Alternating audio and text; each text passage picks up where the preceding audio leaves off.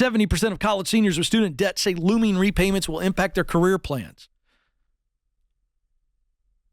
Interest accruals resumed already on September 1, and now in October, payments will be due for the first time in 3 years. Folks, the pain is coming. I'm telling you, the pain is coming. You're going to hear people howling. What have you been doing the last several years? Well, Joe said. I don't care what Joe said.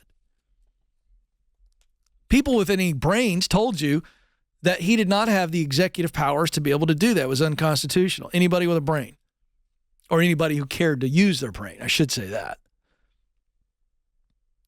Over half of next year's college grads expect to carry student loan debt. And within that group, almost 70% say their debt will influence the jobs they consider after graduation. So let's pause. I know where this is going. Well, I'm coming out with student loan debt, and so I'm going to need to make $80,000 to $100,000. You're freaking 21. You've never done anything in your life. You can want to make $80,000 to $100,000 all you want to, Sparky. But if you aren't qualified to do it, I got news for you. It's not going to happen. And we're seeing this with Gen Z. And by the way, I love Gen Z. I'm raising 3 of them. Okay? Their expectations are out of this world. Why? Because parents won't tell them the truth. My kids say stuff all the time around the house, and I just look at them and I go, you're broke. You have no money. You exist at my pleasure. You're just a mean dad. No, I'm not. It's called teaching your kids some reality. I bought your car. I helped put gas in the car. Outside of going back and forth to school, you got to make the money to go hang out with your friends. Well, I don't even care. I'm already in the next room. I don't care. These kids want to make $80,000 to $100,000. Listen, I want a Lamborghini. I can want a Lamborghini all I want. If I don't earn the money, guess what? I'm not getting it. So these young people expect to work additional jobs to cover their debt. That's another thing. So we think we've normalized student debt to the point where they go, well, I can't afford it. So you know what I have to do? I'm going to have to work 2 jobs. And we wonder why people are burned out. Do you see the cycle, folks? Oh, wait a second. Let's just for a moment pause. And let's just say, parents, let's just say, young people, that you're a person who realizes white collar work isn't for you. You want to work with your hands. You've always been good at working with your hands. You love it.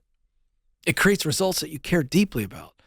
You are already attracted to problems that your head and hands can solve. And you know that a college degree isn't required. Carpenter, welder, plumber, electrician, HVAC. Do I need to go on and on and on? Oh, those are all outside dirty jobs. Okay, Buttercup. How about programmers, designers? You can sit in a nice office with air conditioning in your little loofah plant or whatever you call those things. It's not a loofah plant. I don't know what I'm even saying. You can have your little controlled environment without a college degree, 401k and all the things. Let's say you're that person. Well, mom and dad really want me to go to school. Sit down with mom and dad and show them an alternate path.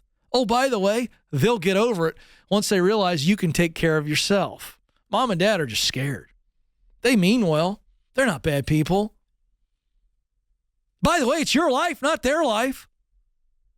Hey, parents, if this is you and your kid, go, you know what? Hey, son, listen, we're going to stop putting pressure on you to go to the state school.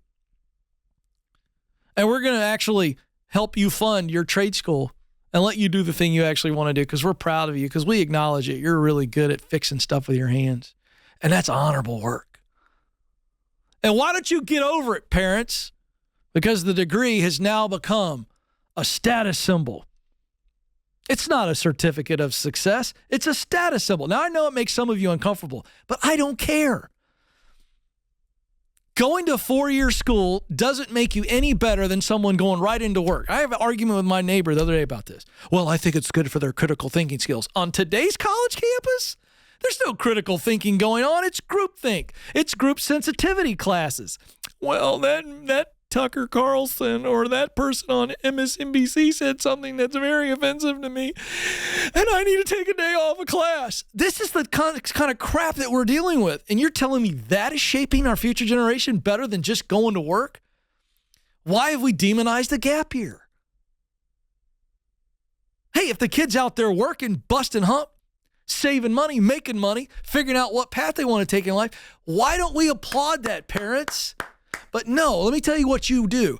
You push them to a school so that you can tell all of your friends that you're a good parent by virtue of the school that your kid picked. And I got to tell you something. They don't care, and nobody else cares either. Because the last time you went to the doctor, you didn't say, hey, doc, before you examine me and give me massive medical advice, do you mind telling me what school you went to and where you finished in your class? So why don't we act that way when we think about our kids' future? I'll tell you why. Because we've been programmed inside the matrix.